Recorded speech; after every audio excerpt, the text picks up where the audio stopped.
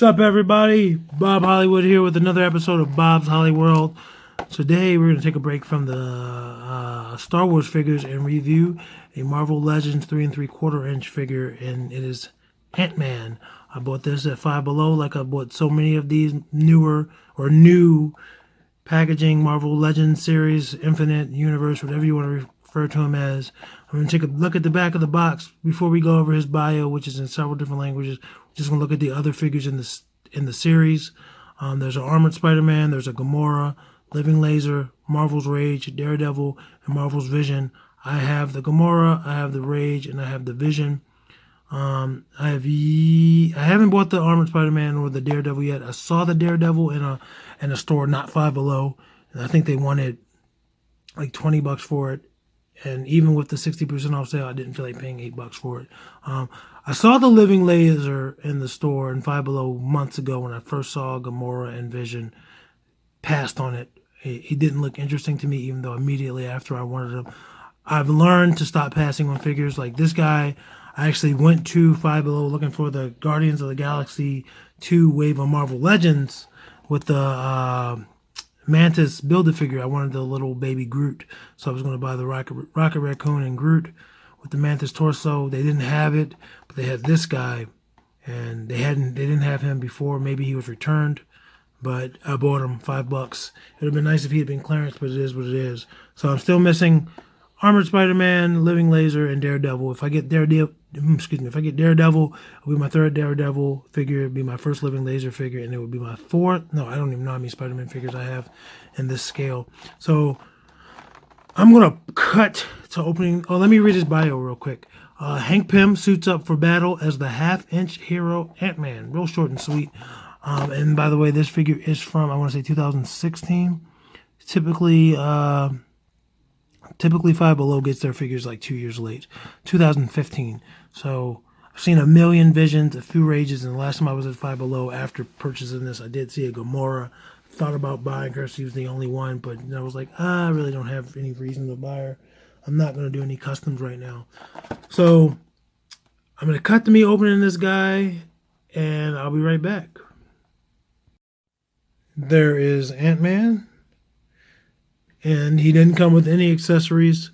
This is his comic book logo, so this is not what he looks like in the newer MCU movies. Let's see if I can pop his head off, which I know I can. There's his head. Don't ask me my obsession with popping heads off. I just like to pop their heads off to see like how big the peg is, and if they can be replaced with a normal unmasked head.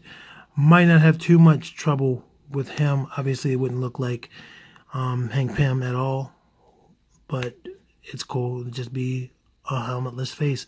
His shoulders rotate 360, both of them. Come on, focus for daddy. They go up that high. And they swivel at the bicep.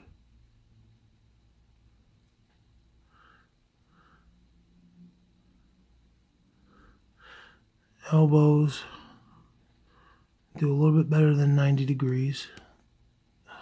Bear with me, he wants to a little bit. This left arm of his is about 90 degrees if his camera focuses, and his right arm is a little bit better than 90 degrees. His wrists rotate.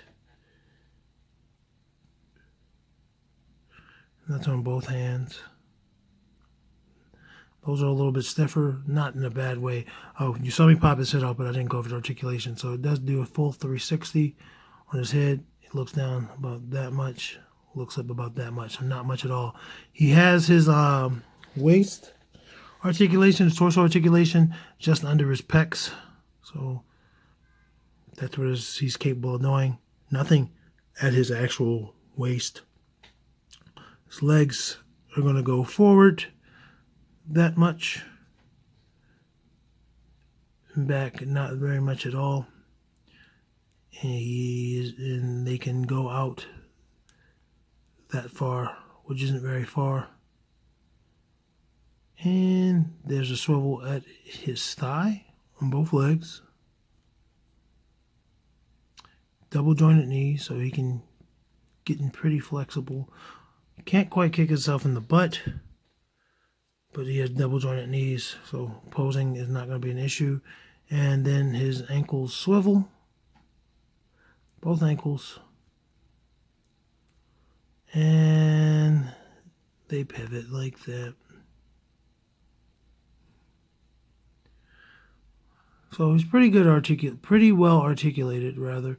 I like the color scheme. I don't know much about Ant-Man. I know in the comics he's an alcoholic. He abuses his wife, or at least that was a angle. I don't know if that was an ongoing thing. I don't really read Avengers.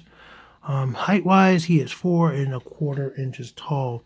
So he's tall even for an ant. Obviously, you can get this color scheme, Marvel Legends. I think it's a Build-A-Figure, and there might be a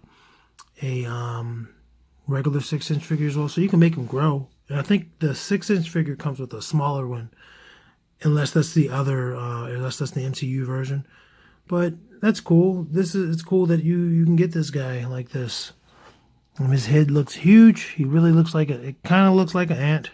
Like I said, I'm going to see if I can find a head that's without the helmet, just because, because superheroes can't always be working. Sometimes you want to relax. So, let me pose him. I'm too sexy for my head. And I don't know what the camera's doing. Like, it's doing that on its own, which sucks. It just refuses to zoom in. There we go. There we go. So, yeah, that's Ant-Man, Hank Pym. Again, this figure came out in 2015. And this is my fourth figure in that series. And here's looking to you, kid. So yeah, like, comment, subscribe, share with your homies, and I'll see you next time for another awesome review, whether it's retro or more recent. And also, stay tuned for another episode of CSSS, Civvies, Soldiers, Spacemen, and Superheroes. See you guys next time.